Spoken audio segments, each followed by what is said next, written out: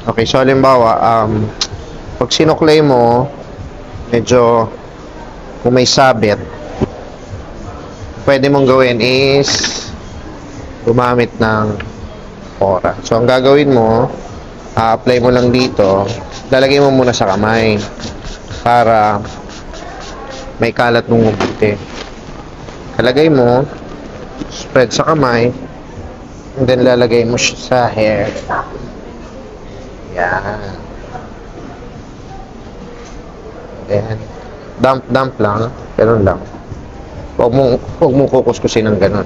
So, dump lang.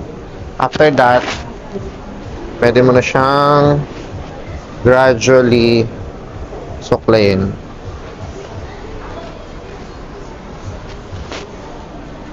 After that, tsaka natin, pwede mo siyang tuyuin ng malamig na fan or blower. Pwede rin siyang natural dry or kaya mo lang siyang matuyo. Gaya ng buhok ko. Pagkatapos ko mag-shampoo, matigas siya. So, ang ginawa ko, nilagyan ko nung Fora, and then after ko maglagay, sinuklay ko lang. So, ito na siya. Hinayaan ko lang matuyo. So, kung mapapansin ninyo, hindi siya ganun ka buwaghag. Hindi rin siya, malambot din siya. Malambot siyang hawakan. So, very effective talaga siya. Tsaka mabango. Amoy nyo. Bango, di ba? Mamaya, okay. So, this time, ang gagawin naman natin, tutuyuin natin siya. Okay, so papakita ko sa inyo yung result mamaya. Yun lang, thank you. Okay, so ito, tinuyo lang natin. Tinuyo lang, nakaka-proud. Tinuyo lang natin ang natural.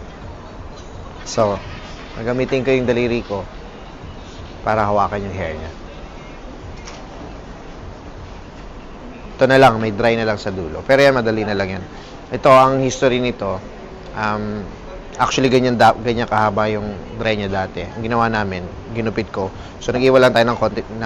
Nag-iwala ako ng konti. Kasi, madali lang siyang maayos sa treatment. Which is, ito na nga, effective talaga. So, yan, natural lang to. Tinuyo lang natin natural. Okay? So, ganon siya ka-effective. Again, paano siya gamitin? Pagka-shampoo mo, conditioner, rinse, towel dry, apply mo siya. Apply mo muna sa kamay, and then apply mo sa hair. Pagka-apply mo sa hair, suklayin mo, and then after mag-suklay, choice mo kung tutuyuin mo or hindi mo tutuyuin, malamig or mainit pag tinuyo. Choice mo yun. Depende yun sa gusto mo. Now, i-style natin yung buhok, and then papakita ko naman sa iyo yung pinaka final na look. So, yun lang, later. Hawak lang. Tama na yung tama na yung undercoat, no? Tama. Binawasan ko pala ng highlight to, no? Last time, no? Kasi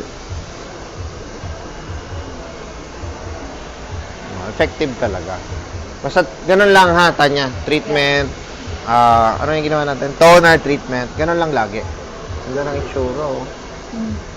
Dito mo nga, Beshi Wap, dito. Yan. Dito sa kabila. Natataranta ka, ha? May maganda, natataranta. Si Tanya lang to. Ikaw naman, natataranta ka. Masyadong natataranta. Hindi ka sanay sa maganda.